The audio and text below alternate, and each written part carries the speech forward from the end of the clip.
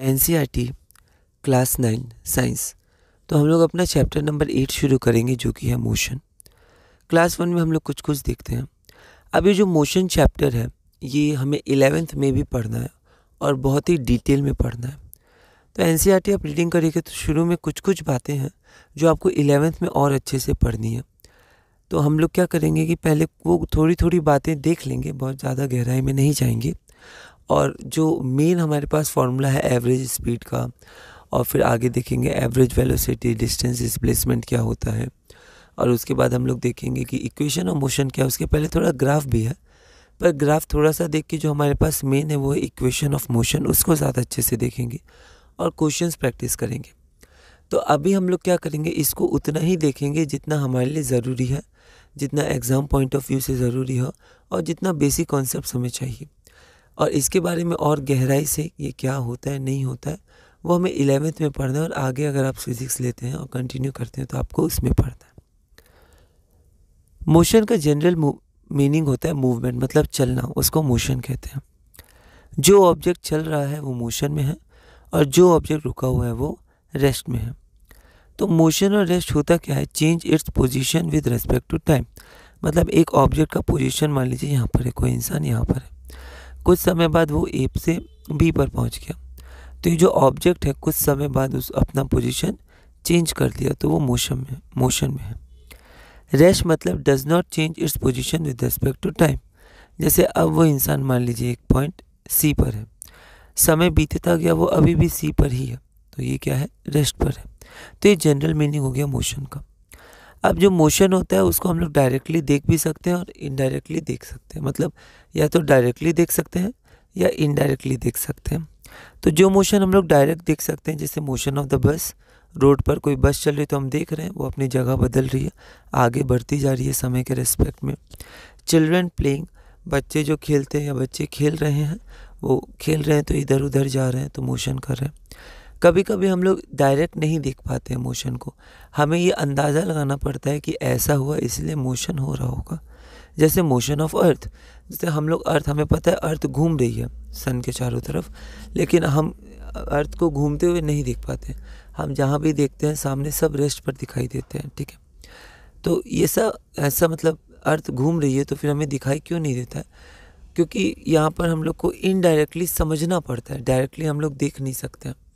और इसमें फिर आपका एक कॉन्सेप्ट आता है कि फ्रेम ऑफ रेफरेंस, कि अर्थ जितने से घूम रही है उतने से हम भी जा रहे हैं, तो हम उसके मोशन को परसीव नहीं कर पाते। ऐसे करके और भी कुछ कॉन्सेप्ट्स आते हैं जो आपको 11th में पढ़ना है। तो अभी मोशन ऑफ अर्थ, तो कैसे हम लोग समझ पाएंगे कि अर्थ घूम रही है, तो हम लोग सनराइज से समझ सकते हैं कि सूरज उग रहा है, सूरज ढल रहा है, ठीक है, सनराइज हो रहा है, सनसेट हो रहा है, पर सन क्या है, एक ही जगह है।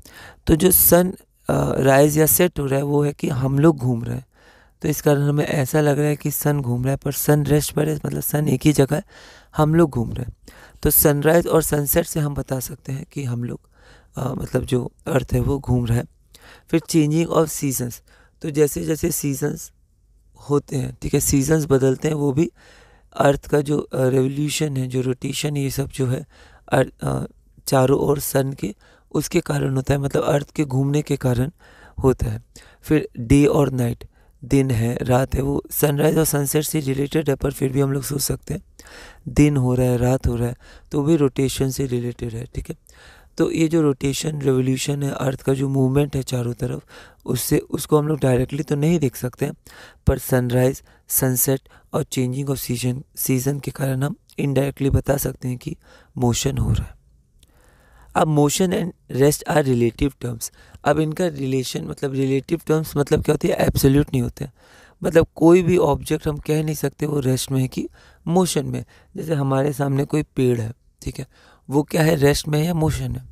तो हमारे लिए क्या होगा, वो रेस्ट पे होगा, पर कोई इंसान अगर बस पे जा रहा है तो उसको लगेगा वो जो पेड़ है वो पीछे की तरफ जा रहा है, तो उसके लिए वो जो पेड़ होगा वो मोशन में होगा, वो पीछे जा रहा है। तो जो मोशन में होता है वो किसी के लिए रेस्ट पे भी हो सकता है, या किसी के लिए जो रेस्ट पे होता है वो मोशन पे भी हो सकता है। रिलेटिव टर्म्स, ये रिलेटिव वेलोसिटी होती है, फ्रेम ऑफ रेफरेंस होता है, ये सब क्लास 11th में इस कॉन्सेप्ट को देखना है। हम लोग जल्दी से इसको देख के आगे बढ़ते हैं। तो किसी के रिलेशन में या किसी के रिस्पेक्ट में, मतलब मोशन और रेस्ट क्या है, रिलेटिव टर्म्स है। एक ही ऑब्जेक्ट किसी ऑब्जर्वर के लिए मोशन में हो सकता है और किसी दूसरे ऑब्जर्वर के लिए रेस्ट पर हो सकता है। तो एनसीईआरटी में एग्जांपल्स हैं, तो उसमें से हम लोग एक एग्जांपल देखते हैं कि मान लीजिए ये एक पेड़ है, ये ट्री, ये ऑब्जेक्ट टी मान लेते हैं, और एक ऑब्जर्वर है जो यहाँ खड़ा हुआ है, उसको ए मान लेते हैं। तो एक टी हो गया और एक ए हो गया। अब अगला यहाँ पर हम लोग एक बस मान लेते हैं। इस बस में एक और ऑब्जर्वर, एक इंसान बैठा हुआ है, उसको मान लेते हैं ऑब्जर्वर बी। तो यहाँ पर हमारे पास तीन चीज़ हो गई, एक पेड़ हो गया टी, एक पेड़ के सामने खड़ा हुआ इंसान ऑब्जर्वर ए, और एक बस के अंदर बैठा हुआ इंसान ऑब्जर्वर बी। तो एक ऑब्जेक्ट है, ट्री टी है। ओके, तो यहाँ पर इंसान है, उनको भी हम लोग ऑब्जेक्ट मान सकते हैं, पर हम लोग ऑब्जर्वर मान लेते हैं, ऑब्जर्वर ए, ऑब्जर्वर बी और ऑब्जेक्ट टी या ट्री। अब टी को ए देखेगा तो वो रेस्ट पर है। अब देखिए ए कौन है, ये ए है। तो अगर ए टी को देखेगा अपने बगल में, तो टी तो वहीं खड़ा हुआ है, वो तो कहीं जा नहीं रहा है, तो वो क्या हो जाएगा, रेस्ट पर हो जाएगा। किसके लिए, ए के लिए। तो टी को ए देखेगा तो रेस्ट पर है, तो ए के अनुसार टी रेस्ट में है। उसी ऑब्जेक्ट टी को बी देखेगा तो वो मोशन में होगा। मतलब अगर बी देखेगा उसको तो वो मोशन में होगा। ऐसा क्यों? ऐसा इसलिए क्योंकि ये बस कहाँ जा रही है, आगे जा रही है। तो आप ही सोचिए कि जब हम लोग ट्रेन में या बस में आगे जाते हैं तो हम देखते हैं सारी चीज़ें पीछे जा रही हैं, ठीक है, क्योंकि हम जा रहे हैं आगे, तो तभी वो पीछे जा रही है, हमें ये भी पता होता है। लेकिन अगर हम लोग उसको देखें तो वो पीछे जा रही है। तो अगर वो पीछे जा रही है तो हमारे लिए वो मोशन में है, क्योंकि वो पीछे जा रही है, ठीक है। तो ए के अनुसार टी रेस्ट पर है। उसी ऑब्जेक्ट टी को बी देखेगा, मतलब अगर ये बी देखेगा तो वो मोशन में है। क्यों? क्योंकि बस आगे जा रही है, मतलब बी आगे जा रहा है। ये बस आगे जा रही है, मतलब ये ऑब्जर्वर बी आगे जा रहा है, ठीक है। तो ऑब्जर्वर बी आगे जा रहा है, तो बी के देखने पर टी पीछे जा रहा है, तो टी मोशन में है, ठीक है। तो ये होता है ना। तो इसीलिए ये क्या है, मतलब अगर हम पूछे टी क्या है, मतलब यहाँ पर देखिए क्वेश्चन है टी मोशन में है या रेस्ट में है, वो किस में है। तो हम ऐसे नहीं बोल सकते कि टी मोशन में है कि रेस्ट में है। ये हमें समझना होगा कि किसके रेस्पेक्ट में बात हो रही है, किसके लिए बात हो रही है, या किसके कौन बात कर रहा है, ठीक है। जैसे हम लोग क्वेश्चन में देखें तो क्वेश्चन में जब हम लोग 11th में इसको सॉल्व करते हैं इन कॉन्सेप्ट्स को, तो हमें ये भी बताना पड़ता है किसके रेस्पेक्ट में या किसके लिए क्वेश्चंस में हमें ये निकालना है टी। तो जो हमारा पेड़ टी है वो मोशन में है कि रेस्ट में, हम लोग डायरेक्टली नहीं बोल सकते मोशन में है क्योंकि वो ए के लिए रेस्ट पर है। हम लोग ये नहीं बोल सकते कि वो रेस्ट पर है क्योंकि ऑब्जर्वर बी के लिए मोशन पे है। तो हम लोग को ये बोलना होगा कि इसके रेस्ट में बात हो रही है। तो टी मोशन में है ऑब्जर्वर बी के अनुसार, तो किसके अनुसार बात हो रही है, किसके रेस्पेक्ट में बात हो रही है। तो अगर बी के रेस्पेक्ट में बात हो रही है, अगर आप ये पूछें कि बी के रेस्पेक्ट में क्या है, तो हम लोग बिल्कुल बोलेंगे मोशन में है, रेस्ट नहीं बोलेंगे उस समय, क्योंकि पहले ही बता दिया गया है बी के रेस्पेक्ट में, बी के अनुसार बात की जा रही है।